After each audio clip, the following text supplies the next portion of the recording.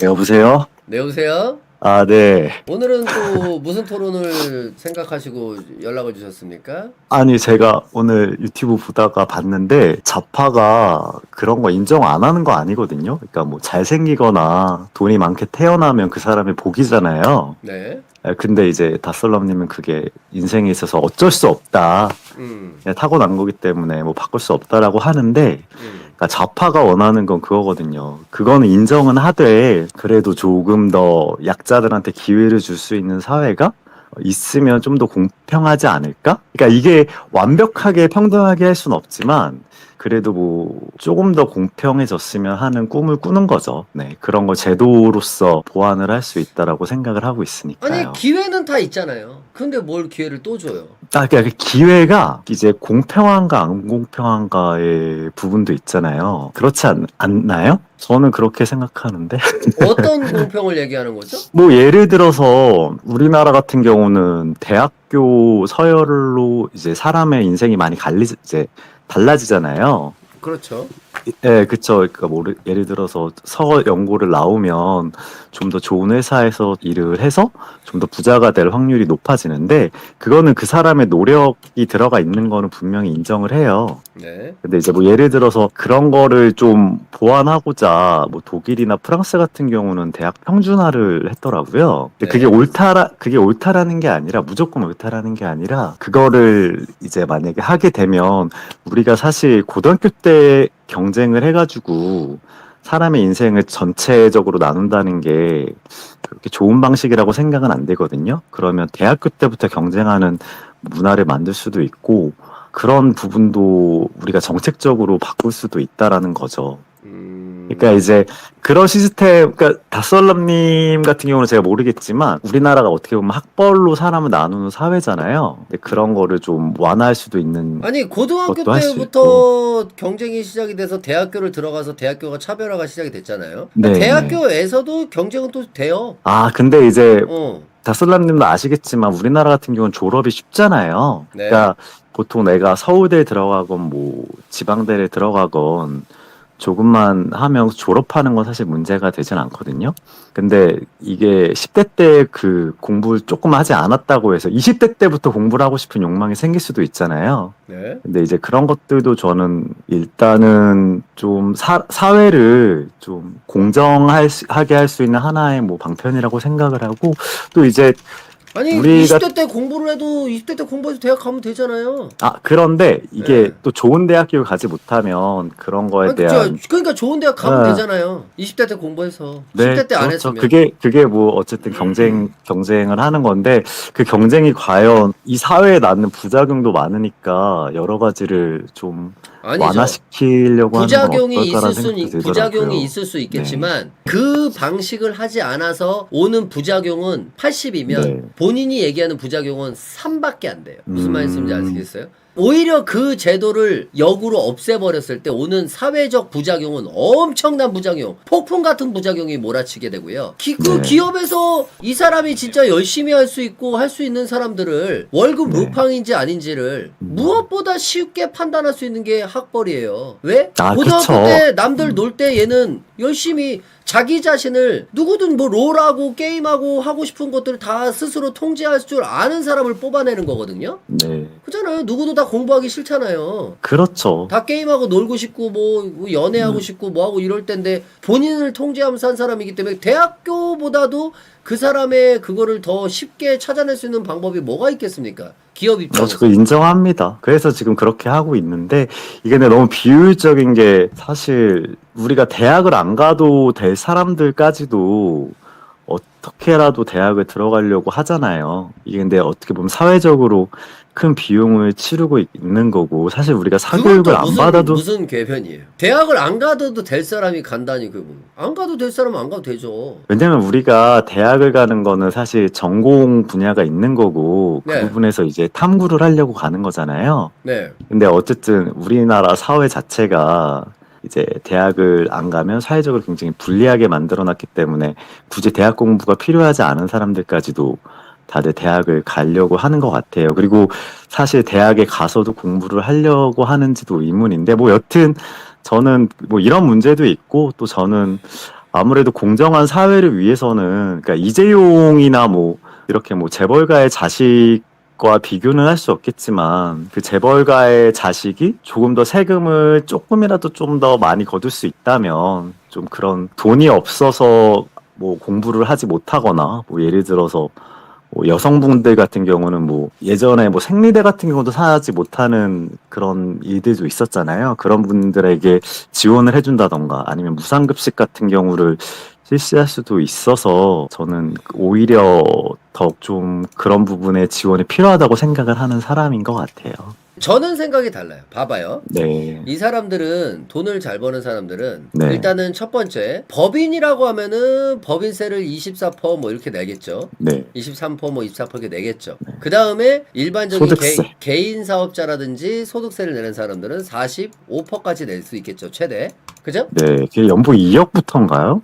그 아니 정도로 알고 2억 훨씬 있었는데. 넘어요. 45%는. 그래요? 제 친구가 5억 네. 이상 돼야 될 거고. 아니네. 5억 이하예요. 제가 알기로는 그러니까 42%뭐 41%뭐 아, 네네. 45%까지 네. 안 가고 아무튼 그 정도 될 텐데 그 네. 사람들한테 그걸 더 벌 게 아니라 이 사람들이 네. 맥시멈이고 월급 250에서 400 사이 버는 사람의 세금을 더 거두면 돼요. 이 사람들한테 세금을 4만 원에서 5만 원만 더 걷어도요. 근데 인원이 이분들은 소비력이 없잖아요. 그리고 인원빨이 존나 많기 때문에 네. 그게 충분히 됩니다. 근데 보세요. 45%를 내는 개인 사업자라고 치면은 10억을 벌잖아요. 4억 5천이 네. 세금이고요. 여기에 1억이 부가세고요. 그죠? 네. 네, 이렇게 나오면 5억 5천이 이렇게 세금으로 나가고요. 1년에 건강보험료로 6천이 나가요. 1년에 건강보험료만. 그럼 네. 이게 합산하면 이게 얼마인지 아십니까? 6억 천이 나가요. 네. 10억을 벌었거든요, 나는. 네. 근데 3억 9천이 남아요. 음. 여기서 이거를 더 걷잔 말이 나와요? 안 불쌍합니까? 근데 이게 제가 알기로 우리나라 아마 재산의 10%, 그러니까 우리나라 총 자산의 한 50% 정도를 아마 우리나라 상위 10%가 가지고 있는 걸로 알고 있거든요. 네, 그럼 이게 부의 쏠림이 너무 이렇게 벌어져 있잖아요. 근데 이제 다썰람님 이야기하신 대로 어떻게 보면 250에서 뭐 300 버시는 분들은 최저임금보다는 높지만 굉장히 적은 금액으로 생활하시는 분들인데 이분들이 월세를 내거나 만약에 가정이 있거나 그렇다라고 한다면 사실 굉장히 저축을 하기도 빠듯한 금액이잖아요. 근데 물론 이분들이 뭐 예를 들어서 자발적으로 일을 안 하거나 그렇다라고 한다면 이분들한테도 페널티를 줘야 되겠지만 저는 뭐 가정이 있고 열심히 일을 하는 회사를 다니고 있는 상황에서는 이분들에게 굉장히 소수인 그렇게 돈을 많이 가지고 계시는 분들보다 이분들에게 좀 지원을 해주는 게 출산율도 더 올라갈 거고 이분들 같은 경우는 사실 그러니까 재산이 1조가 있어도 하루에 3끼 먹는 건 똑같잖아요. 그러니까요. 그렇죠. 물론 이제 비싼 걸 드시겠지만, 근데 어쨌든 이 돈이 없으신 분들은 또 조금이라도 여유가 생기면 외식이라도 한번 하면서 이렇게 국가 사회의 내수 시장이 돌아갈 수 있는 부분도 그러니까 가능하거든요. 내가 그래서 얘기하는 거는 뭐냐면은 네, 여기에 이렇게 세금을 내는 사람들은 여기 없는 네. 사람들한테 세금을 더 걷자라는 말을 안 한다는 거예요. 내가 하고 싶은 얘기는 이거예요. 근데 얘들은 뭐예요? 그러니까 이렇게 돈을 벌면서 세금을 몇십 프로씩 40% 50%씩 내는 사람들은 네. 야 우리도 지금 많이 내고 있으니까 이거 없는 200, 300 버는 사람들한테도 이렇게 세금을 좀 더 걷어보자 이런 말을 안 한다고요. 어떤 사람이 그러니까 돈이 있는 사람들이요? 예, 이렇게 버는 사람들은 근데 안 하는데요. 저는 왜 그렇게 근데 보세요. 이 사람들은 안 하는데 이 없는 사람들만 부자한테 더 걷자고 하거든요. 근데 세상에는요. 돈이 부족하지 않은 사람은 없다라는 거예요. 이 사람들은 돈이 안 그러면- 부족할 것 같잖아요. 항상 돈이 부족합니다. 왜냐면 그럼 이재용도- 내가 100억이 있어도요. 네. 100억에서 이미 40억에 이자 20억 받아서 건물 하나 사고 남은 30억 중에 20억은 주식 투자해놓고 10억은 사업에 투자 들어가 있고 돈이 부족해요. 그 대출도 있어요. 아 또 이거 갚아야 되는데 하면서 얘들 열심히 돈 버는데 세금 존나 나가요. 그래도 순자산이 100억이면 아까도 얘기했듯이 밥은 새끼 똑같이 먹습니다. 진짜 열심히 살고 바쁘게 사는 건 이 사람들이 훨씬 더 바쁠걸요? 그쵸. 훨씬 바쁘죠. 네. 이 사람들 선생님- 그렇게 안 한다니까요? 다살람님 당연히 안 하죠. 그 사람들은 그 세금 안 내는 하위 소위 뭐 10%, 20% 분들에게 세금을 걷자라고 하면 이분들 생활이 더 힘들어지면 그 상류층 분들도 더 힘들어질 수도 있는 거예요. 왜냐면 아니요. 범죄도 더 늘어날 거고 아니요. 사회적인 혼란도 생기면 이 사람들이 갖고 있는 위상도 흔들리는 거죠. 프랑스 혁명이 왜 일어났습니까? 이 돈 있는 사람은 네. 이 정도 있는 사람들은 보안에서도 네. 훨씬 더 다른 사람들에 비해서 유리할 거고요. 범죄가 뭐 일어난다 뭐 그런 거에 대해서 두려워할 수 있겠지만 그것 때문에 그런 게 아니에요. 마음 씀씀이 자체가 틀려 먹었다라는 거예요. 이 없는 사람들은 본인들이 노력을 해서 더 잘 벌 수 있는 세상이 지금 마련이 돼 있음에도 부족함만 얘기해요. 이 사람들이 400을 벌면 또 그 다음에 400에 만족해야 할까요? 그렇지 않다라는 거예요. 아, 그쵸. 사람은 누구나 100억이 있어도 1000억 있는 자산가를 부러워하고 그러니까 1000억 있는 사람도 부러워하는 그게 건데. 기본이에요. 아니 그러면 내가 물어보자라는 거예요. 그게 어려운 사람이 할 것 같으면은 내가 200을 벌면 네. 쿠바에 있는 사람들은 한 달에 월급 12,000원 막 이렇게 벌거든요.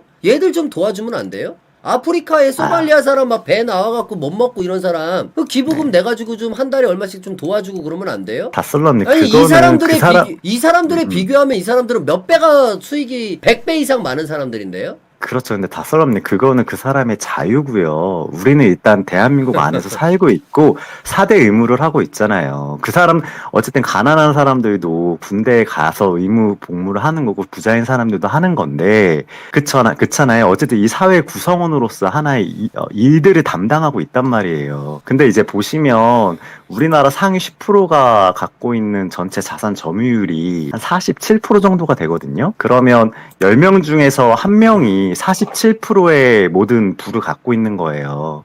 근데 이 사회는 뭐 예를 들어서 잘생기게 태어나거나 특출한 능력이 있거나 뭐 농구를 잘하거나 손흥민 같은 사람이 돈을 버는 건 당연한 거예요. 자본주의 사회에서. 인정합니다. 그리고 이재용이 돈 잘 버는 것도 당연하죠. 그 이건희가 그 아버지가 굉장히 훌륭한 기업가였고 이렇게 자식으로 태어난 거 어느 정도 인정은 한단 말이에요. 근데 우리가 공정하게 가기 위해서 그리고 또 이 사회 하층을 차지하시는 분들도 일어서려고 한다면 이분들도 어쨌든 희망이 있어야 되잖아요. 나도 열심히 하면 이건희처럼 될 수 있어라는 희망을 주려고 한다면 이런 지원들이 필요하다는 얘기예요. 그리고 보시면 우리나라 같은 경우는 이렇게 부가 세습이 되는 경우가 많지만 미국의 빅테크 보시면 세습되는 게 우리나라보다는 훨씬 덜 하잖아요. 얘를 아마 들기도 힘드실 거예요. 다들 자수성가형 부자들이 많아서.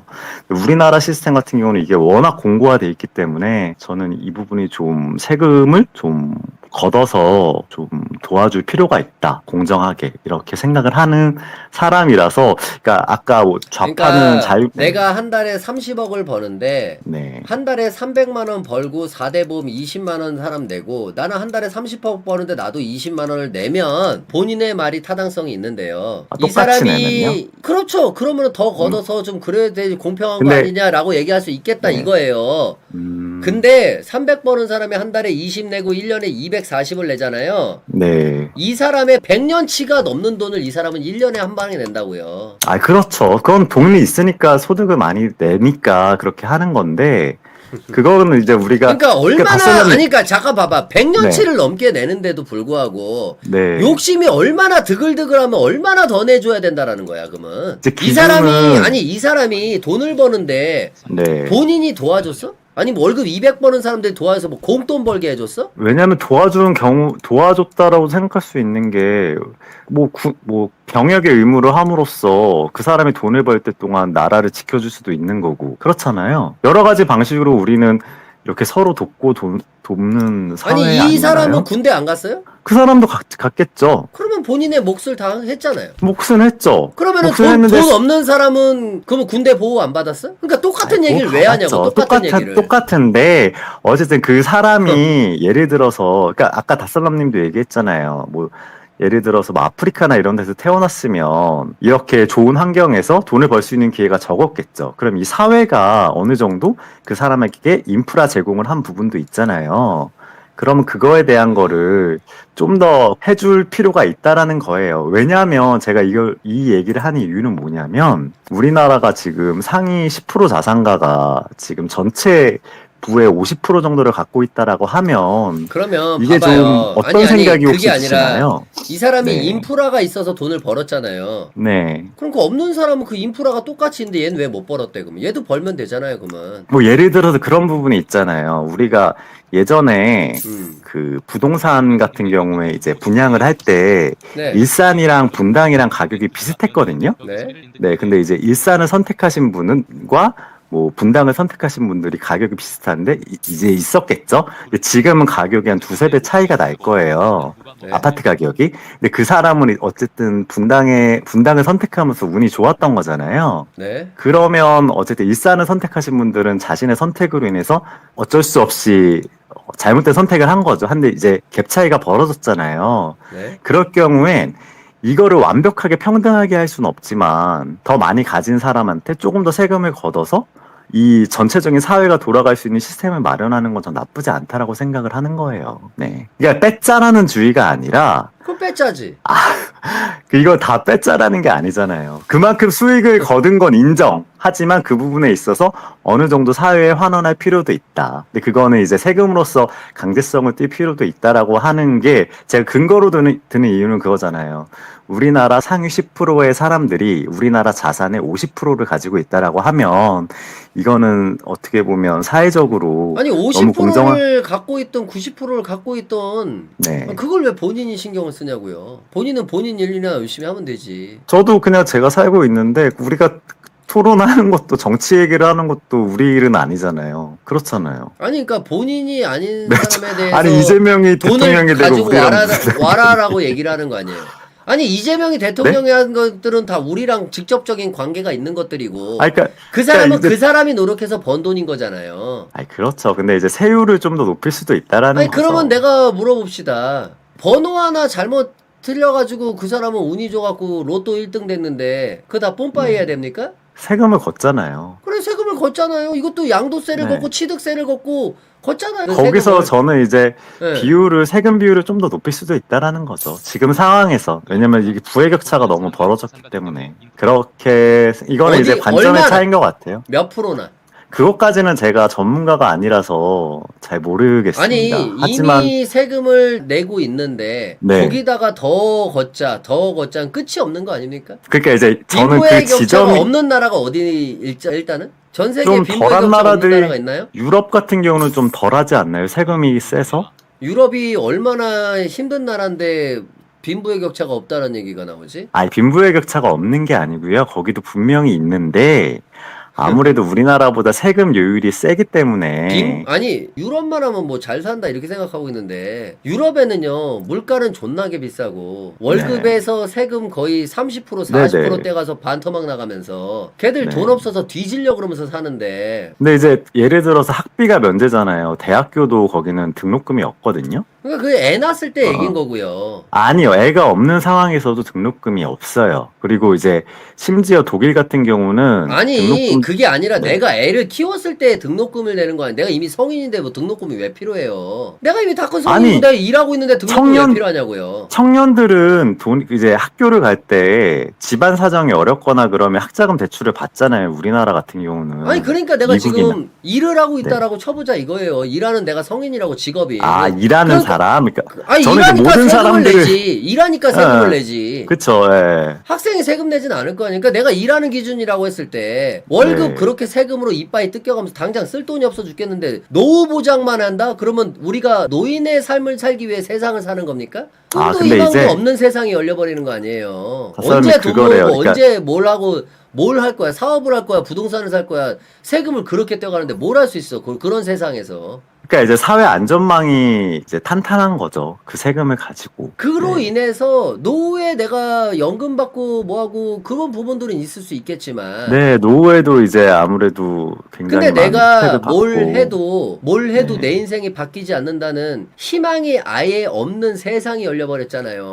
다살은 거기도 자본주의 국가라서 계층 이동이 있겠죠. 그리고 우리보다 우리보다 훨씬 없죠. 우리보다 그게 통계를 제가 보지 못해서 뭐라고 이야기하진 못했는데 아니 우리도- 생각을 해보세요. 네. 세금이 세면 어떻게 되냐면 네. 500번은 사람하고 800번은 네. 사람하고 실수령액이 별 차이가 없어요. 네. 왜냐면 요율이 다 써- 달라지고 세율이 네. 높고 하다 보니까 얘는 네. 뭐 실수령 뭐 한 270, 280 가져가고 얘는 실수령 뭐 한 390, 뭐 420 이렇게 가져가는 거라 별 차이가 없단 말이에요. 월급 차이가 이렇게 나도. 다슬람님, 근데 우리나라에서 그러면 계층 이동이 있었던 경우가 좀 많나요? 계층 이동이라고 하면 그러니까 이제 무슨- 가난한 사람이 부자 된 경우가 그렇게 많지는 않다라는 건 아니요. 다슬람님 인정할 많아요? 부자의 기준을 굉장히 세게 잡아버리니까 그렇지. 아니 저는 우리나라에서 10억 정도 많아요. 있으면 부자라고 생각을 해요. 아니 그렇게 되는 사람 많죠. 순자산. 많죠. 그렇게 되는 사람 많죠.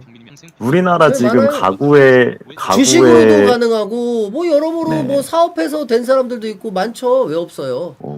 저는 그렇게 많다라고 생각하진 않는데 일단 아니, 알겠습니다. 이 원래가 부분은 우리가 견해 차이가 있네요. 아니 원래가 일단- 그렇게 되기가 힘든 건데 그쵸, 힘들죠. 다른 나라나 뭐 전체적으로 봤을 때 우리나라는 굉장히 확률이 높은 나라라고요. 다른 나라는 아예 상상도 못하는 나라가 많고 그렇게 된다라는 게 내가 평생 몇 대를 걸쳐서 일을 해도 안 된다라는 아예 희망이 없는 나라가 수두룩 빽빽이로 있고요. 우리나라는 네. 그나마 돼요. 운도 좀 따라주고 뭐하고 하면 됩니다. 네, 근데 이제 우리가 그렇게 언제나 성공할 수는 없고 그렇게 도전했다가 실패하는 사람들이 분명히 생기잖아요. 그건 당연한 거죠. 네, 그러니까 저는 그런 사람들을 위해서 좀 사회 안전망을 좀 해놓으면 이제 젊은이들이 좀 창업도 많이 하고 좀 도전을 할 수 있는 사회가 될 것 같은데 우리나라는 이제 우리나라처럼 잘 되는 데가 어디 있어요? 근데 우리가 이제 한 번 보통 우리나라 사회를 보통 이야기하기에는 한 번 이렇게 도전해서 실패하면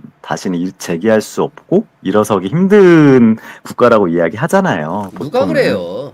저는 그런 이야기 많이 들은 게 보통 가난한 사람들은 총알이 하나다 이렇게 얘기 많이 하는 게 그래서 그 사람이 가난한 거예요. 국대 떡볶이 네. 형님이 사업을 몇 번 만에 국대 떡볶이 사업을 성공하신지 아십니까?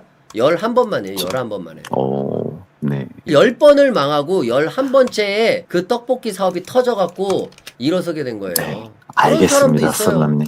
네. 이런 부분은 우리가 견해가 좀 다르네요. 네. 그러니까 나는 부분은- 한 가지 확실한 건 있어요. 가난한 사람은 네. 어떤 거를 갖다 대도 이유가 있어요. 가난한 거에 맞아요. 따른 이유가 있습니다. 명확한 이게- 이유가 있어. 명확한. 부자는 부자가 될 만한 명확한 이유가 있어요. 네, 알겠습니다. 운, 다솔럼님. 운빨로다가 된 사람은 또 금방 가난해집니다. 가난할 사람인데 운빨로다가 운빨로 부자가 되잖아. 부자가 돼도 유지할 수 있죠. 아니에요. 가난한 사람은 로또가 당첨이 돼도 금방 거지가 돼. 그 근데 옛날에 그거는 이제 많은 우리- 뉴스들로 이미 다 나왔죠. 네, 그거 봤는데 그 사람이 관리를 잘 못한 거라고 생각하고 그게 일단 가난한 사람들이 그렇게 된 거야. 가난한 사람의 특징이라는 거예요. 네. 아니 그 사람이 왜 가난할까? 아니 생각을 해보세요. 어떤 사람이랑 150만 원 받고 공장을 다녔는데 A는 네. 계속 20년이 지나도 가난한데 B는 공장의 사장님이 돼 있어. 왜 차이가 네. 발생된다고 생각해요? 정주영 회장님이 처음부터 부자였습니까? 쌀 배달했잖아요. 근데 같은 쌀 그쵸. 배달했는데도 얘는 30년째 쌀 배달하고 누구는 회장이 돼 있어. 그런 차이가 다솔라님 있다니까요. 그건 이제 6.25가 끝나고 아니 바로 그때라도 기회가 그때라도. 많았잖아요. 아니 네. 그런 기회가 많아도 그렇다고. 그 당시에도 지금은 사실 기회가 많이 없고 우리가 이제 성장성이 거의 끝난 선진국형 국가가 돼서 사실 그쪽에서 못 나오는 게 꼭 진짜 이런 얘기를 하는 게 나는 제일 화가 나요. 알겠습니다. 이거 견해 본인 차이인 것 같아. 같고 견해의 차이인 게 아니라 그건 그때의 시대였잖아요 라고 항상 포장하면서 지금의 사회가 안 좋다라는 핑계를 대는 사람들이 있거든. 네. 지금의 그것도- 시대에서도 얼마든지 올라갈 수 있는 게 있어. 물론 그 당시처럼 지금의 대기업 회장이 된다라거나 이런 것들은 어려운 부분이 있지만 그렇지 않더라도 어느 정도 올라가는 건 사실 그때보다 지금이 훨씬 쉬워. 그때는 정말 막연함이었어. 그냥 그렇죠. 우리가 직원이 다 그냥 상향식 평준화돼서 그냥 농장이었는데 맨 땅이었는데 거기서 뭘로 성공을 해? 그냥 농사 지을 것밖에 없는 시대야. 그때 성공한 사람이 오히려 더 대단한 거예요.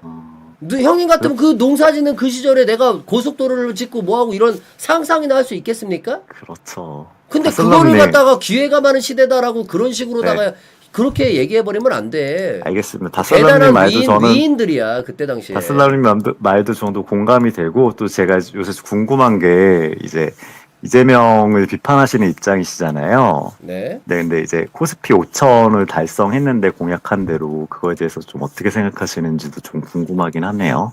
글쎄요, 나는 코스피 같은 경우는 네. 우리나라가 지금 코스피는 올랐지만 어려워진다라고 생각을 해요. 왜냐하면 일단 첫 번째가 환율로 따지고 봤을 때 거의 오른 거 없다라고 생각이 들고요. 월급도 계속 올려왔지만 환율로 따지면 지금 얼마 전에 내 자료를 봤는데 4년째 제자리 걸음인 거고 4년째 똑같아요. 왜 환율이 올랐거든요. 그 박설남님도 월급은 지금- 뒤로 내려간 거고. 그 다음에 박설남님도 지금 주식 하시죠? 예, 저는 미장하고 있어요. 미장하시는구나. 네. 그래서 코스피 가지고는 사실 우리나라가 지금 잘 되고 있는 뭔가가 있으면 모르겠는데 우리가 지금 잘 될 게 뭐가 있어요. 지금 관세 그렇게 올라가고 25% 지금 때리네 마네 하고 있고 잘 될 게 없잖아요 사실. 거기에 그러면 이재명이 뭘 기대했습니까? 아니 한번 내가 한번 들어나 보자. 하이닉스가 그렇게 되고 삼성반도체가 잘 나가서 지금 코스피가 올랐는데 그게 이재명이 기여한 게 뭐가 있습니까?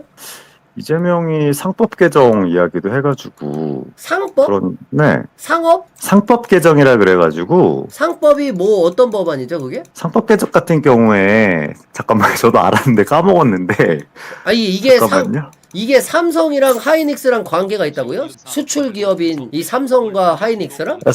거기뿐만이 아니라 SK나 이런 데도 관련이 있어요. 왜냐하면 얘네들이 뭐 공시라던가 그리고 자사주 소각 이런 것도 이제 정부에서 유도를 하는 거거든요. 아니 지금 기업들이요. 네네. 지금 난리에 이제 3월부터 노란봉투법 시행되고 있거든요. 그러니까 상법 개정 회사들 그냥 문 닫고 그냥 아유 씨부래 그냥 어차피 이거 노란봉투법으로 좆된 거 그냥 문 닫자 이런 회사들도 많이 나오고. 네네. 아니 이게 근데 경제 발전 시키려는 그게 아니잖아요 지금. 근데 어떻게 이걸 다슬라님 이제 갖고 노란봉투법의 의의는 우리가 이제 되게 발전된 선진국으로 가는 와중에서 노동자분들이 작업을 하면서 죽는 사람들이 많잖아요. 우리가 그게 비율이 OECD 국가 중에서 월등히 높았었어요. 그러니까 노동자들이 상해를 당하는 비율이요. 근데 이제 보통 이제 대기업들이 하청을 주고 이제 그 하청에서 일하시는 분들이 일하다가 다치거나 돌아가시면 대기업이 체급을 면피하는 구조였는데 이런 부분을 못하게 해가지고 너희가 이제 노동자들이 일할 때 최대한 다치지 말고 죽지 않게 최대한 관리를 하라는 뜻에서 하는 거지 이게 어떤 경제 발전에 저해가 되는 법은 절대 아니고 이제 다설라님이 오해를 하시는 것 같아요. 근데 일단은 제가 이야기한 부분은 이재명이 코스피 5천 공약을 했고 사실 이게 그 누구도 이게 달성됐지 우리가 사실 비웃었던 사람들도 되게 많고 저 역시도 내가 한번 물어봅시다. 네. 그러면 네네네. 이재명이 당선된 지 6개월 됐나? 한 6개월 7개월 넘었죠. 6개월 7개월 넘었어요. 만에 코스피가 5천이 됐는데 네. 이게 납득 가능할 만한 이재명이 한 모험가가 있냐라는 거죠. 어디 가서 무슨 수출을 큰 걸 떼어왔다 하든지 뭘 했다고 이거를 가지고 얘기를 하는 건지. 이재명이 잘했죠. 왜냐면 그 대통령 되기 전부터 코스피에 관해서 계속 이야기를 했었고요. 잠깐만요. 내가 궁금해하는 건 뭐냐면은 네. 이게 우리나라가 지금 이게 3천대에서 몇 년인지 10년 넘지 않았냐? 그냥 10년 가까이 되지 네, 않았나? 맞아요. 이렇게 머무른 코스피를 거의 더블 가까이 아니라 70% 이상을 올려버렸는데 이게 6개월 걸렸단 말이에요? 네. 아니 근데 뭔가 한 거는 없고 이 이상하지 아니 않아요? 한 게 제가 한 걸 지금 얘기하려고 그래요. 한번 얘기를 해보세요. 6개월 만에 그렇게 해서 오르는지 네네. 들어봅시다. 이제 PBR이라 그래서 이제 예를 들어서 어떤 회사의 PBR이 있으면 그게 1이라 그러면 이 회사를 정리했을 때 그냥 이제 또이또이가 되는 거거든요. 그러니까 예를 들어서 0.5면 이 회사를 정리하면 이 회사의 2배의 금액이 남는 거예요. 주식 기준으로 했을 때. 그러니까 우리나라 기업이 굉장히 저평가가 됐었어요. 그러니까 우리나라 기업들은 PBR이 1이 안 됐던 거예요. 이재명이 취임하기 전에. 그래서 이재명이 얘기를 했었어요. 우리나라 기업들 너무 저평가가 됐다. 근데 뭐 상법 개정을 통해서 이걸 올려야 된다라고 계속 이야기를 했었거든요. 아니 그러면은 뭐 네네. 기관이라든지 외국인 투자자들이 그 PBR을 볼 줄 몰랐는데 이재명이 얘기해줘서 투자했다 이 말이에요? 아니 이제 정부의 믿음을 이제 느낀 거죠.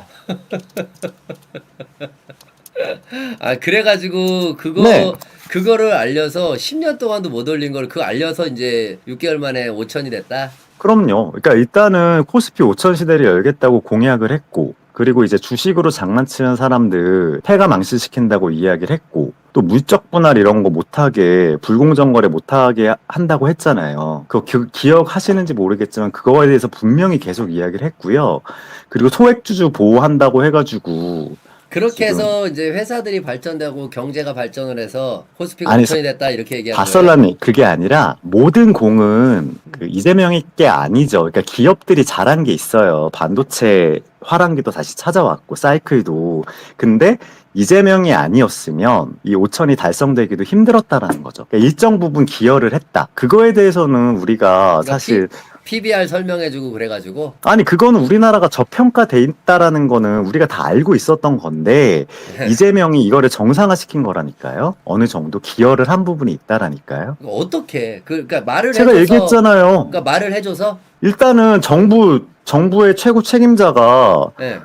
주식에 관심을 보이고, 그리고 공약을 냈고, 그리고 내가 앞으로 주식 가지고 장난치는 사람은 폐가망신하겠다라는 의지를 보여줬고, 그러면 외국인들이 믿음을 갖고 들어올 수 있겠죠. 그렇지 않나요? 그리고 소액주주 보호한다고 하고, 또 예를 들어서 지금 기업들 같은 경우에 지금 배당 같은 경우에 굉장히 소극적이었거든요. 이런 것도 기준을 정해가지고 감시하겠다라고 하니까 외국인들도 투자자들이 많이 들어오니까 계속 주식이 오르는 거잖아요.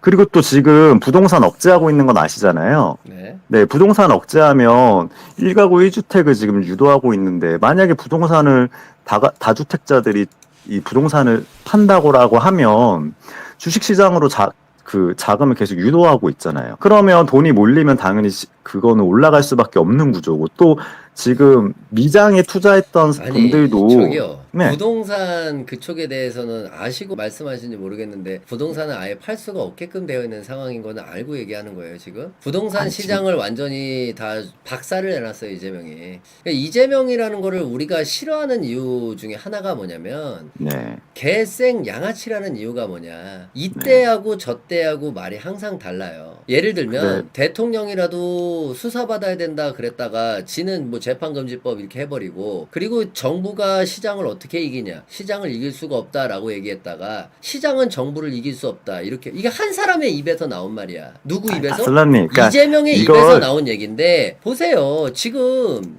이재명이 지금 한 부동산 이거는 불을 보듯 뻔한 거야. 이재명이 뭐라 그랬어요? 정확하게 뉴스에 본인이 그대로 멘트를 했어. 아니 과거에 노무현 정부, 문재인 정부가 보여줬다. 나는 세수 걷어서 나는 부동산 잡을 생각 없다. 난 절대 그렇게 안 한다. 왜? 과거에 보여줬다. 그렇게 했더니 부동산이 오르더라. 난 부동산 잡겠다고 난 그런 짓 안 한다 라고 지가 얘기했죠. 그래놓고선 지금 이번에 거의 최대 82% 역대 최대치의 양도세 때렸죠? 왜? 그러니까 역대 부동산 최대치가 가격- 옛날부터 있던 거예요. 아니요. 역대 가장 최대치가 문재인 정부 때 70%였고요. 그러니까 이번에 최초로 80% 넘긴 거예요. 그럼 최대치가. 그거 제가 몰랐었네요. 네, 70%가 저는- 최대였어요. 근데- 문재인 때.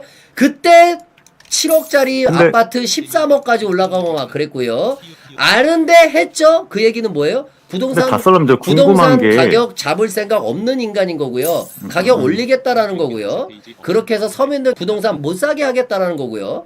서민들 1가구 1주택도 대출 제한 걸어버렸고요. 그래서 못 산 사람들, 부동산 날라간 사람들, 계약금 날린 사람들 나왔고, 이번에 이재명한테 민사소송 건 사람까지 나왔죠.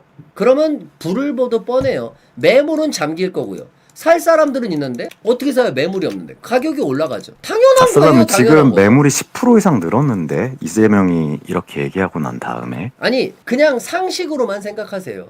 자, 그러니까 다슬람 보세요. 제가 제 얘기를 들어보세요. 자, 네. 부동산 지금 현재 내가 다주택자입니다. 네. 내가 다주택자인데 1가구 1주택자도 있다고 칩시다. 이 사람들은 네. 뭐 1가구 1주택자니까 뭐 문제가 없겠죠. 근데 네. 1가구 1주택자들이 이사를 가면 어때요? 집을 비우고 또 다른 새로운 데를 가는 거죠. 그죠. 첫 번째는 내가 네. 공급자이자 두 번째로는 내가 수요자가 됩니다. 이거는 의미가 없어지는 거예요. 그죠? 네. 한 개의 물건을 내가 없애고, 내가 들어가면서 없애고, 나도 물건을 하나 놨기 때문에 1 마이너스 1이니까 제로가 되는 거예요. 이건 없는 거예요. 그러면 이제 다주택자가 물건을 내놔야 돼요. 그럼 물건을 내놔야 되는데 여긴 세입자가 있습니다. 왜? 다주택자니까요. 당연히 세입자가 있겠죠. 전세든지 네. 월세든지 있을 거 아니에요. 그럼 얘를 빼야 돼요. 얘를 빼야 되는데 얘는 또 다른 다주택자 가야 되는데 그 다주택자도 양도세 때려 맞는데 얘도 팔려고 하겠지? 그러니까 다 세입자를 내보내려는 사람만 있지 들어올 데가 없어요. 그러니까 이사비를 지원해줘도 갈 데가 없으니까 결국 얘들이 못 나갑니다. 그럼 얘들이 결국 뭐예요? 못 팔아요. 무슨 말인지 이해되세요? 다솔라님 이게 보시면 제 이해가 안 가는 게 네. 그 세입자가 집을 나가야 되잖아요. 네. 그러면 이게 실거주 지금 요건이 있잖아요. 그건 아시죠? 네. 이번 그 실거주를 무조건 해야 돼요. 집을 살 때. 네.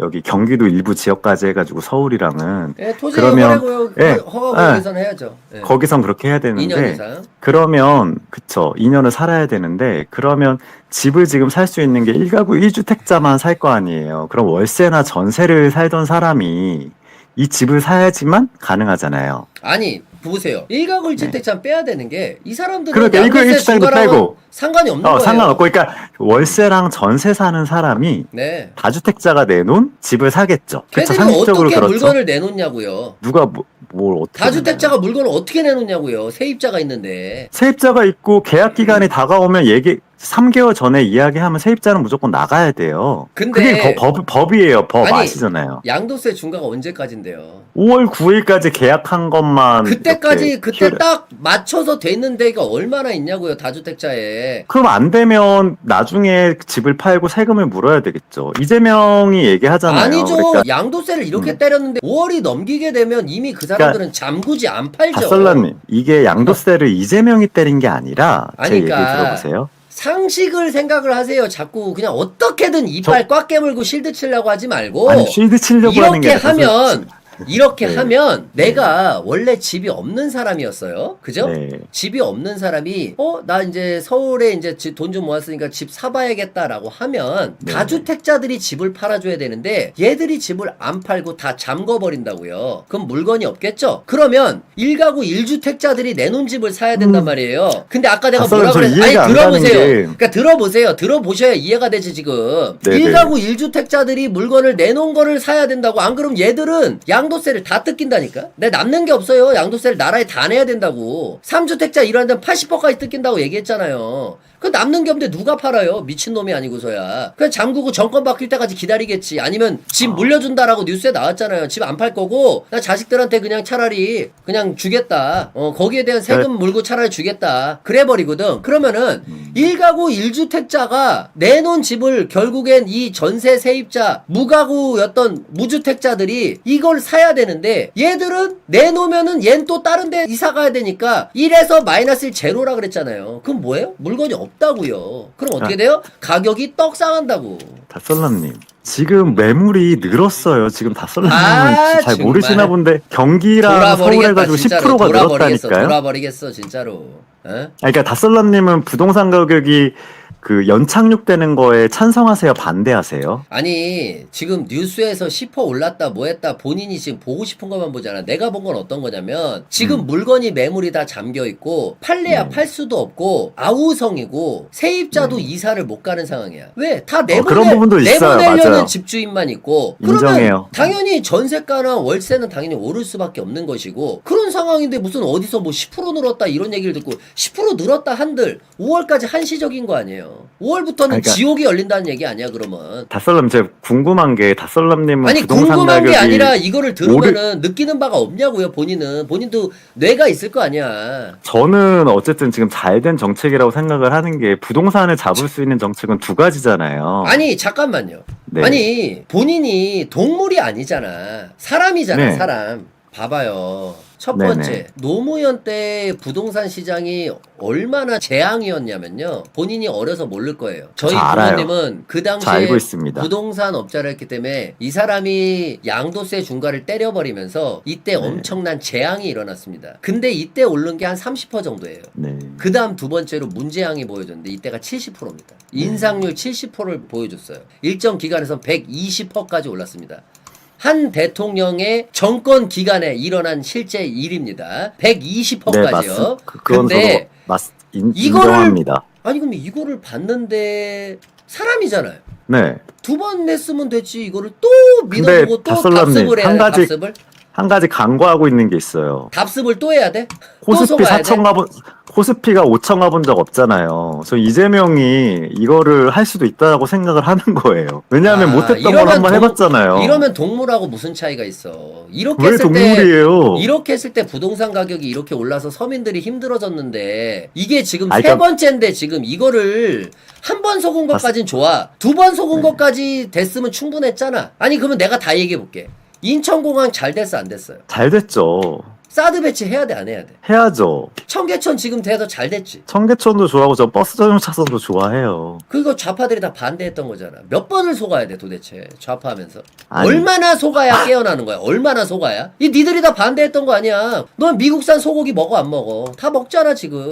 얼마나 이제 속아야 얘기가 되는 거야? 다른 쪽으로 가는데 저 아니, 미국산 다른 소고기도 쪽이 아니라 좋아하는데 다른 일단 쪽이 다솔라님 아니라 제가 궁금한 게 얼마나 속아야 되는 거야 도대체 다솔라님 니들은. 혹시 부동산이 오르기 아. 바라세요? 연착륙돼서 안정되기 바라세요? 당연히 안정되길 바라죠. 그러니까 약간 좀 내려가기 아니 부자들도 음. 부동산이 막 오르는 걸 원하지 않아요. 그럼 보유세랑 양도세 등등 세금만 올라갈 뿐이야. 왜 그런 줄 알아요? 이런 식으로 해서 정부의 규제로 아니. 인해서 올라가는 거는요.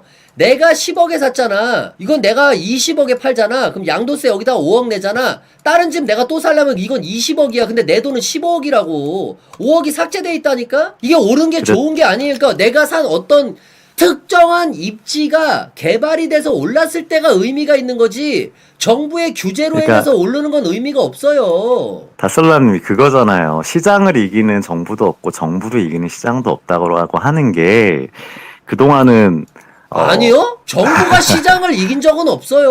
언제 정부가 시장을 이겼어요? 문재인이 그렇게 정부가- 낮추려고 했는데 시장 못 이겼죠. 노무현 이제 못 이겼죠. 문재인이나 노무현 때는 이제 아무래도 뭐 이제 지방선거라던가 그리고 이제 국회의원 선거 같은 거 있으면 사실 이렇게 많이 소극적으로 아니 근데 했죠. 나는 근데 진짜 하나만 물어보자. 진짜로. 네. 아니 진짜 부모님 걸고 진짜 이렇게 생각해서 하는 거야? 일부러 사람 전화해서 염장 지르려고 일부러 그러는 거야? 아니 이게 아니, 말이 안 저는- 되잖아. 좌파들이 여지껏 증명해왔잖아. 잼버기부터 그러니까 해서 걔들의 맞- 모든 것들이 잘못됐다는 걸 증명이 됐잖아. 맞아요. 근데 노무현이랑 문재인이 실패했는데 문재인 부동산 정책, 노무현, 김대중의 고속도로 반대부터 해서 다 보여줬잖아. 근데도 지금도 그러는 거는 이거 왜 그러는 거야? 아니 그거랑 이거 부동산 지금 역사가- 문제랑 아니, 일단 역사를- 그거는 아니 우리가 일단 역사 공부를 왜? 노무현이랑 아니 형님은 역사 공부 학교 다니면서 안 했어? 역사 공부를 하는 안 이유가 했죠. 뭐예요? 역사를 토대로 같은 실수를 반복하지 말자라는 거 아니야. 그러니까 근데 저 내 사람이- 학습이 안 되는 거야? 아니 다솔라님 들어보세요. 부동산을 내릴 수 있는 방법이 공급을 많이 하는 것과 그리고 세금을 많이 때리는 거밖에 없잖아요. 그거 말고 혹시 뚜렷한 뭐 수가 있으세요? 알고 계시는 거? 그 두 가지 방법밖에 없는데 공급 자체는 서울이랑 공간은 한정돼 있고 그리고 부지도 없고 지금 막 짓는다고 해서 아니요. 그게 해결이 되는 네? 아니요. 보세요. 우파의 부동산 상황을 그래프로 좌파와 우파를 보시면 나와요. 아 맞아요. 그러니까 이제 네. 그 윤석열 대통령 때 노무현이랑 가격 많이 떨어지고 올렸다니까요. 아니요. 윤석열 대통령 가격 떨어지고 이명박 대통령 윤석열 박근혜 때는 대통령 때 보합이었죠. 유지되고 아니 윤석열 때는 떨어졌지. 떨어지지 않고 그냥 일정이 유지했거나 예? 소폭 올랐다니까요. 이 사람 보소. 한번 보세요. 아니, 지금 그래프. 장난하시나 지금. 아니 문재인 정권 다음이 윤석열 대통령님이잖아요. 뭐 윤석열이 말하는 몇 거야, 년 지금. 했는데요. 아니 그니까 아니 참나다 저 너무 기가 막히네. 윤석열은 아니 잠깐만요. 지금. 부동산- 아니 몰라도 네네. 이렇게 모른다고? 제가 보합이라고? 잘못 알고 있는 건가요? 아니, 보합 아닌가요? 아니 몰라도 적당히 몰라야지 무슨 소리라는 거야 지금. 부동산이랑 담 쌓고 사세요 형님? 아니 보여주십시오. 제가 아니 지금 제가 청라에 잘못 아는 걸 여기 수는 집이 있는데. 지금 6억에서 7억 하거든요. 문재인 정권 당시 12억까지 올라갔었어. 그거 그러니까 지금 뭐 서울에도 강북은 떨어졌는데 아니 강남은 그게 지금 지금 7억이라고 지금.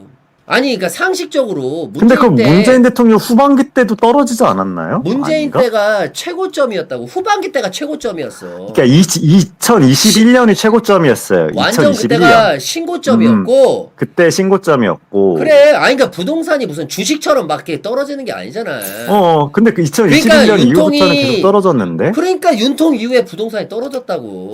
전 윤통은 그런가요? 제가 이거는 나중에 한번 팩트 체크 한번 해볼게요. 이거는 제가 모르는 걸 팩트 수도 수도 있으니까. 이거는 팩트 체크로. 아니, 왜냐면 잠깐만, 이거는 팩트 체크로 역대 네. 대통령 그래프로 나온 걸 내가 봤다고. 그래서 예를 들어서 어. 노무현 때 뭐 몇십 프로 올랐다가 네. 내려왔다가 뭐 이명박 대통령 때 뭐 한 5% 뭐 이렇게 올랐다가 이 정도 거의 유지야. 박근혜 대통령 때 한 10% 이렇게 올랐다가 문재인 대통령 슈퍼 떡상했다가 유튜브 맞아요. 때 오른 건 떨어졌다가 맞으니까. 그러면 이게 뭐예요? 답이 나와 있잖아요. 내비두면 근데 된다라는 거예요. 시장에 맡겨놓으면. 이거 제가 한번 보고 올게요, 나중에. 일단 윤 대통령 때는 저는 보합이라고 생각했는데, 뭐 이거 아니 그러면 선생님이 문재인 때 보시다고 하니까. 최고점이 유지가 돼야지 그 보합이면 고점이 유지가 안 되잖아. 그러니까 문재인 때 그러니까 21년에 피크를 찍고 내려왔다가 이제 윤석열 당선되고 아니, 그러니까 보합을 그거는 시킨 별로 걸로 중요한 알고 게 있어요. 아니고 뭐 떨어진다고 해서 떡락을 네, 시킨 건 중요한 게 아니고. 아니라 여튼 중요한 건 노무현이랑 아닌데 중요한 문재인이 건 많이 뭐냐면 올린 거 맞아요. 중요한 인정. 건 내비두면 된다고. 뭘 인정해. 여기서 지금 이재명이 지금 잘하고 있다 이런 얘기하면서. 그래도 저는 부동산 아니 왜 정책- 과거에서 배움이 없어 왜 도대체. 왜냐면 코스피 5천도 달성했으니까 믿어보는 거죠. 5천 달성시킬 줄 누가 알았겠어요. 근데 일단은 지금 강력한 의지를 가지고 하니까 좀 되지 않을까 이렇게 생각을 하고 있어요. 이거 뭐 믿음의 영역이라고 하셔도 저도 할 말은 없는 게 이제 노무현이랑 문재인이 실패하고 세금으로서 규제하려고 해서 실패한 부분이 코스피는 있기 때문에 마두로도 2,000% 올렸고요. 어떻게 마두로도 한 2,000% 베네수엘라랑 올렸어요. 우리랑 비교합니까? 왜 우리는 걔들- 수출 주도형 국가잖아요. 걔들도 주식이 그렇게 올랐어요. 걔네는 밥 한 끼 먹으려면 지폐를 배낭에 꽉꽉 채워서 그걸로 한 끼를 이렇게 먹는 나라인데 그거랑 우리나라랑 비교하면 어떡해요. 우리나라 환율은 아니 걔들도 코스피 올랐는데 걔들 입장에서 코스피가 오른 건데 그거는 또 별개인가 보네. 걔네 나라가 망했는데 코스피가 잼통이 한 오르는 게 거는 괜찮은 거고. 그 우린 지금 나라가 내가 망하지 예시를 않았잖아요. 들어드렸잖아. 네. 아니 걔들도 한순간에 망했나? 아니야. 우리는 수출- 아니 마두로 이전에도 네. 차베스 때도 주가 올라갔어. 아니 베네수엘라 주가 언제 올라갔는지 아세요? 몇 년도에? 오래됐죠? 주가 올라갔는데. 2021년도에 올라갔는데 그때 이미 망한 상태였어요. 그거는 그때밖에 안 봐서 그런 거 아니야? 내가 알기로는 훨씬 그때 전부터 이미 망한 올라갔는데? 상태여서 밥을 한 끼 살려면 배낭에 지폐를 다 쓸어 담아가지고 그런 상황에서 주식이 올라가는 게 무슨 의미입니까? 근데 선생님 보세요. 다슬람님 보세요. 네. 우리가 환율이 오른 게 이재명 네. 정부 때문에 오른 게 아니에요. 4, 5년 됐어요. 윤석열 정부 때도 꾸준히 올라갔어요. 그 이유가 뭐냐면 미국이랑 우리나라는 금리 차이가 벌어졌기 때문에 그런 거예요. 미국이 우리나라보다 지금 기준금리가 더 높잖아요. 그러면 당연히 우리나라 그 원화가 절상이 될 수밖에 없어서 우리가 계속 지금 원화가 가치가 절상돼가지고 환율이 오른 거지. 윤석열 정부 때 한번 보시고 오세요. 그 4, 5년간 아니 그러니까 환율을 달러- 가지고 내가 얘기하는 게 환율은 아니라 꾸준히 올랐습니다. 보세요. 그래 뭐 네. 100번 1000번 양보해가지고 그래 코스피 올랐다 쳐.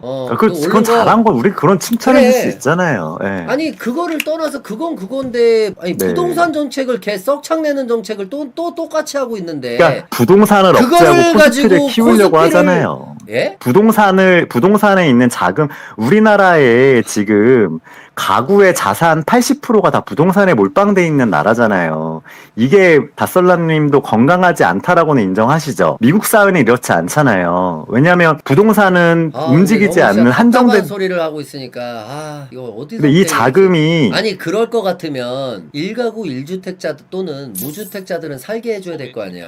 네 살고 있잖아요. 잘. 그 사람들이 뭐가 문제예요? 대출에 대해서 규제를 받으면 안 되는데 다주택자들만 규제를 하면 되는데 왜 제한을 안 두고 무주택자든 1가구든 똑같이 제한을 두냐고. 그게 왜냐하면 이제 신규로 지금 지금 이재명 정권은 부동산 가격을 내리려고 하는데 지금 당장 신규 진입하는 사람들이 대출을 많이 해준다고 하면 수요가 늘어나기 때문에 부동산 가격이 안정이 될 수가 없잖아요. 그러니까 이재명 정부 입장은 더 부동산이 내려가거나 좀 더 연착륙할 때 그때 사길 원하는 것 같아요. 지금은 좀 가격이 너무 올라가 있는 말 거를 같은 잡으려고 소리를 하는 거고요. 해야지. 그러니까 이빨 꽉 깨물고 그냥 실드 치려고 네. 하는 그러면 안 된다니까. 저 쉴드가 아니라 무슨 지금 1가구 1주택이 갑자기 아니 대출 규제는 원래 안 되고 있었잖아. 근데 가만히 내비뒀다라고 해서 수요가 올라간다고? 이게 무슨 궤변이야 지금. 아니 대출 아니 규제를 멀쩡히 안 아니 잘 하면. 봐봐. 안 되고 있었잖아. 원래가 윤통부 때부터가 안 되고 있었잖아. 지금 그래서 수요가 올라갔고 막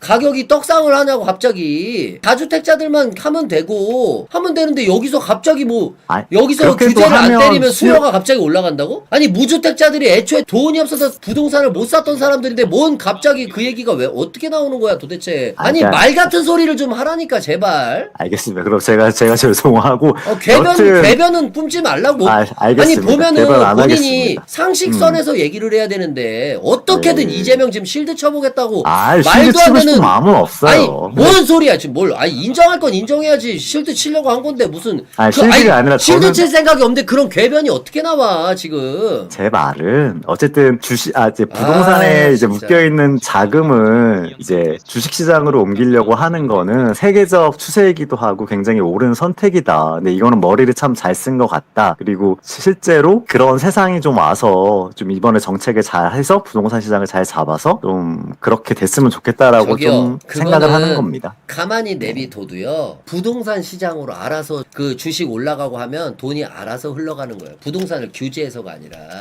예? 근데 보통 이제 주식시장으로 돈을 그리고- 벌면 부동산을 아니, 살려고 하는 사람이 많죠. 부동산을 해서 돈을 벌면 그 돈이 또 주식으로 들어가. 왜? 대출 또 받으면 되거든. 왜? 어차피 이자 내면 되고. 그래서 네. 부자들이 항상 대출을 끼고 있는 거고. 내가 건물을 사서 100억짜리 건물 산다고 100억 내 돈 다 주고 사나? 안 그렇단 말이야. 이게 주식 넣어놓거든. 근데 내가 다주택을 했어. 다주택을 해가지고 이게 올라오고 있어. 시세가 올라가. 아 올랐구나. 그러면 내 현재 시세 대비해서 몇십 프로 대출이 나오는 거 아니야. 그럼 뭐 얼마 올랐어. 대출 또 받아서 그 주식에다 또 투자할 수 있는 거고. 네. 그러니까 본인 얘기는 말도 안 되는 얘기예요. 네, 이제 다썰람님, 제 말은 우리나라 이제 개인 투자자들 중에서 상위 20%가 투자하는 금액이 평균 7천, 8천만 원이거든요. 근데 이제 우리나라 부동산 시장 같은 경우는 거의 사람들의 자산의 80%가 다 부동산에 묶여 있어요. 그렇게 된다라고 하면 이거는 굉장히 자산 배분에 있어서 되게 안 좋은 부분인데 저는 지금 이 부분이 좀 해소도 되고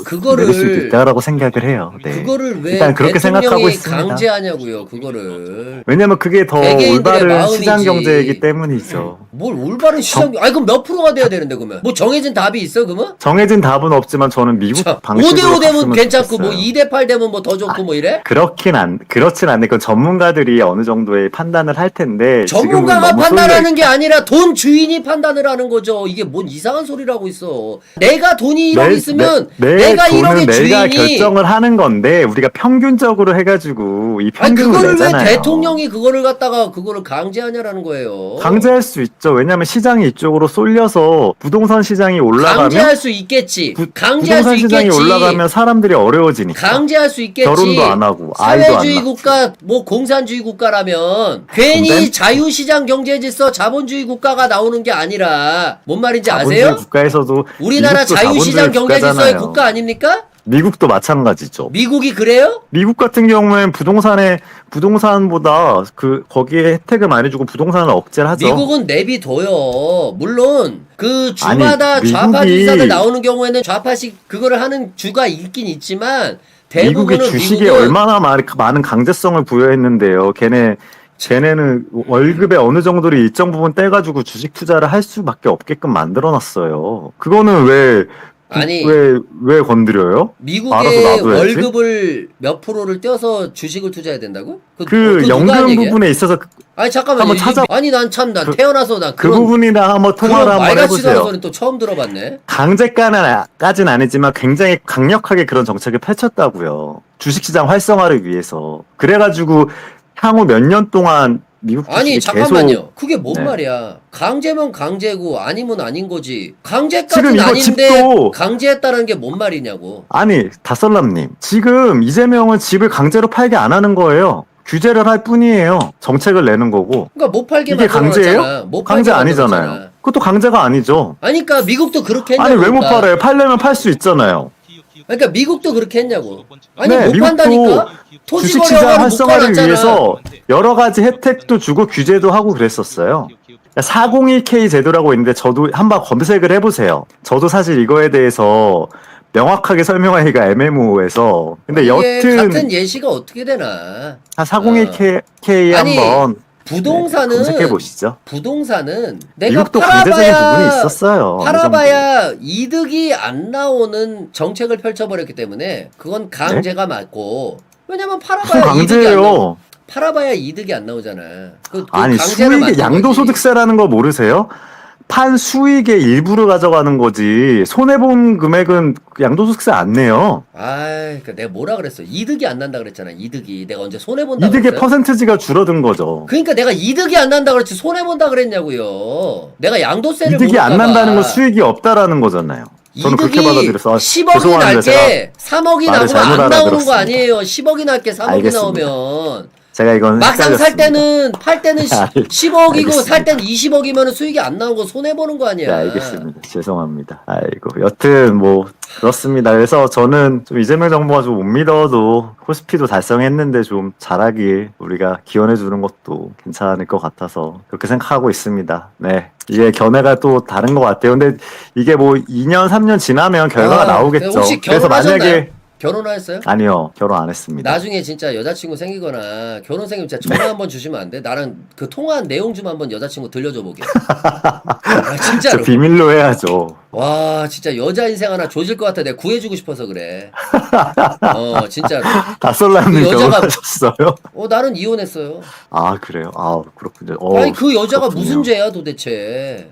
아이, 뭐, 집신도 짝이 있다는데. 뭐 하긴 만날 뭐 수도 비슷한 있겠죠. 사람 뭐 만나면 또 그럴 수도 있겠구나. 같은 좌파면 그럴 수도 있겠다. 아이, 우파 만날 수도 있죠. 저는 뭐 정치 성향이. 아이 우파가 그렇게- 미쳤습니까? 진짜 말 같지도 않은 소리 하고 있어. 이씨. 아이 우파가 대가리 아니. 총 맞았어? 말 같지도 않은 소리 아이고, 하고 알겠습니다. 있어. 제가 혹시라도 여자친구 생기면 우파인지 좌파인지 한번 전화 드리겠습니다. 여튼, 우리가 3, 4년 후에 한번 보자고요. 이재명이 한번 성공하나 못하나. 저도 궁금하네요. 이거 만약에 부동산 시장 잡으면 코스피 5천에 부동산 시장까지 잡으면 역대 최고의 대통령이 되는 거고, 만약에 이거 못 잡으면 와 이걸 이제 진짜 애매모호해지는데. 또 기대해. 와 진짜. 코스피 5천 했잖아요. 내가 이래서 하나 맨날 했으니까. 진짜 좌파들은 대가리 썩창 났다라고 얘기하는 게, 아니 이게 내가 근거 없이 하는 얘기가 아니야. 아니 똑같이 네. 했거든? 아니 이번엔 더 했어. 뭘 똑같이 해요. 아니 옛날에 이렇게 해서 부동산 가격이 올랐어. 근데 이거를 똑같은 걸 넘어서 더 심하게. 근데 부동산 또 잡지 않을까 기대하고 있어. 이재명이 얘기하잖아요. 작년에 코스피 5천도 했는데 이거 못하겠냐. 더블 피로 올랐는데 이걸 가지고 또 기대를 해. 와 진짜 저는 일단은 대단하다, 이재명 대통령이 대단해. 대단합니다. 이번에 할 수 있다고 배팅을 하는 거예요. 네. 정말 대단하세요. 알겠습니다. 아이고. 알겠습니다. 여튼 나중에 또 뵙겠습니다. 나중에 한 3, 4년 후에 한번 봅시다. 알겠습니다. 알겠습니다. 부동산 떨어지면 연락드리겠습니다. 연락 줄 일 없겠네요, 그만. 네. 네. 아니 입이 답이 나와 있는데 그거를 또 믿네. 저 정도 돼야 뭐 좌파하는 거 맞긴 한데.